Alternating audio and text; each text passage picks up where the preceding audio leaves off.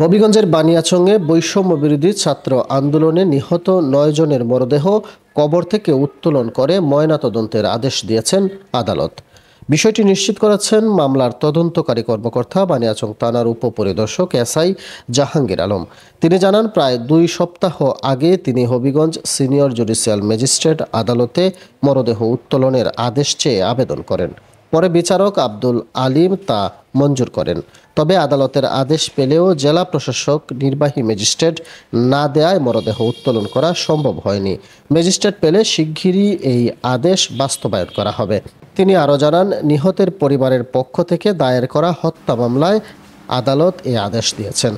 গত ৫ আগস্ট সরকার পতনের দিন বেলা ১১টায় বৈষম্য বিরোধী ছাত্র আন্দোলন সাগরদিঘি পশ্চিম পাড় ঈদগাহ মাঠ থেকে মিছিল বের করে জ্ঞানীগঞ্জ বাজার প্রদক্ষিণ শেষে মিছিলকারীরা ৪ থেকে ৫ হাজার লোক বড়বাজার শহীদ মিনারে গিয়ে জড়ো হন। পরে বিক্ষুব্ধ লোকজন মিছিল নিয়ে থানার সামনে গেলে পুলিশের সঙ্গে তাদের কথা কাটাকাটি হয়। আন্দোলনকারীদের ইট পাটকেলের জবাবে পুলিশ রাবার বুলেট, কাঁদানে গ্যাস, সাউন্ড গ্রেনেড ছুড়ে। পুলিশের গুলিতে ঘটনাস্থলেই ৪ জন সহ ৭ জন নিহত হন। এ সময় বিক্ষুব্ধ ছাত্র জনতার গণপিটুনিতে এক সাংবাদিক নিহত হন। মোট মৃতের সংখ্যা হয় ৮ জন। এরপর বিক্ষুব্ধ ছাত্র জনতা থানার এসআই সন্তোষ চৌধুরীকে ছিনিয়ে এনে পিটিয়ে হত্যা করেন। পরদিন গুলিবিদ্ধ আরেকজন হাসপাতালে চিকিৎসাধীন অবস্থায় মারা যান।